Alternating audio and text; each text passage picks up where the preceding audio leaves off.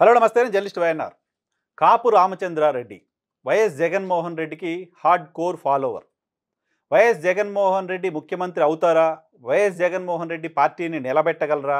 YS Jaganmohan Reddy నాయకత్వంలో ముందుకెళ్తే మనకి రాజకీయ భవిష్యత్తు ఉంటుందా లేదా? ఇవన్నిటిపైన స్పష్టత లేని రోజుల్లో వైఎస్ జగన్మోహన్ రెడ్డి వెనక నడిచిన ఎమ్మెల్యే.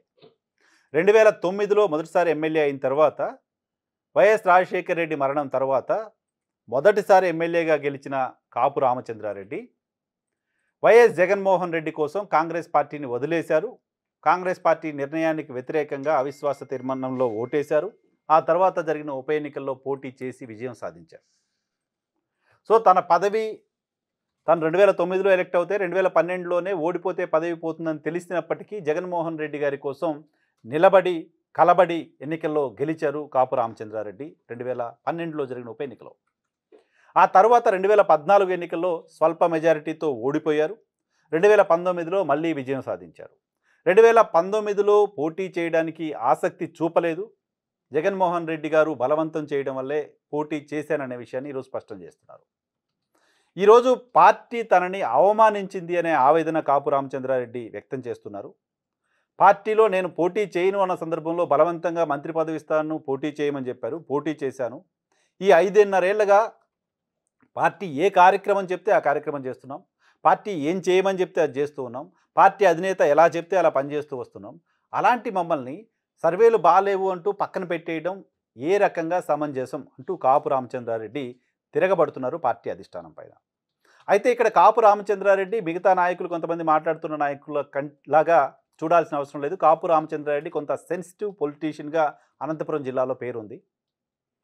గతంలో ఇప్పుడు తూర్పుగోదావరి జిల్లాకు సంబంధించి పర్వత ప్రసాద్ కావచ్చు, పెండెం దొరబాబు కావచ్చు, వాళ్ళు కూడా కొంత అసంతృప్తి వ్యక్తం చేసినప్పటికీ, ఇతర పార్టీల్లోకి వెళ్ళే ప్రయత్నం చేసినప్పటికీ పార్టీ నుంచి టికెట్ రావట్లేదని ఇతర పార్టీల్లోకి వెళ్ళే ప్రయత్నం చేశారు. కార్యకర్తలు సమావేశాలు పెట్టుకున్నారు, జనసేనతో సంప్రదింపులు చేశారు, తెలుగుదేశం పార్టీకి సంబంధించి ఆ పార్టీలో వెళ్ళడానికి సంబంధించి ప్రయత్నాలు చేశారు. ఇన్ని చేసినప్పటికీ వాళ్ళని కన్విన్స్ చేసి మళ్ళీ మొన్న ముఖ్యమంత్రి కాకినాడ వెళ్ళిన సందర్భంగా అక్కడికి పిలుచుకొని వాళ్ళిద్దరిని భుజాలపైన చేతులు వేసుకొని ముఖ్యమంత్రి కన్విన్స్ చేసి కూర్చోబెట్టుకోగలిగారు. సరే, ఇప్పటికి ఇంకా ఉంటారా, తర్వాత పార్టీ మారుతారా వేరే. సో అటువంటి ప్రయత్నం వాళ్ళు కనీసం దగ్గరికి తీసుకునే ప్రయత్నం పార్టీ వైపు నుంచి జరిగింది. కానీ ఇక్కడ కాపు రామచంద్రారెడ్డి విషయంలో మాత్రం ఆయన్ని సీఎం క్యాంప్ ఆఫీస్కి పిలిచి నీకు టికెట్ ఇవ్వలేదో నువ్వు చెప్పి పంపించేశారు. క్యాంప్ ఆఫీస్లోనే ఉన్న ముఖ్యమంత్రిని కనీసం కలిసే ప్రయత్నం కూడా చేయించరా?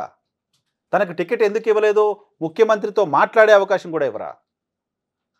ఓ ఎమ్మెల్యే, అధికార పార్టీకి సంబంధించిన ఎమ్మెల్యే తమ నాయకుడిని, ముఖ్యమంత్రిని కలవడం కూడా కష్టమైపోతుందా?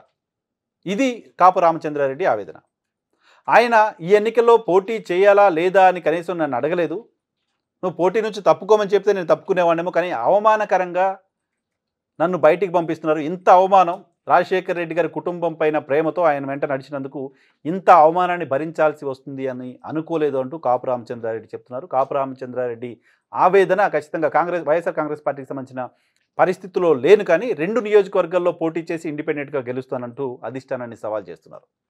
కళ్యాణదుర్గం, రాయదుర్గం నియోజకవర్గాల నుంచి నేను, నా భార్య ఇద్దరం ఇండిపెండెంట్లుగా పోటీ చేయబోతున్నాం, ఇండిపెండెంట్లుగా గెలవబోతున్నాం, సర్వేలు నిజం కాదు అని జగన్మోహన్ రెడ్డి గారికి చెప్పబోతున్నామంటూ సవాల్ చేస్తున్నారు. సో కాపు రామచంద్రారెడ్డిని కంట్రోల్ చేసుకోగలుగుతారా, దారికి తెచ్చుకోగలుగుతారా? కాపు రామచంద్రారెడ్డి సవాల్ చేసినట్లుగా 2 చోట్ల ఇండిపెండెంట్గా గెలవగలుగుతారా? చూడాల్సి ఉంది.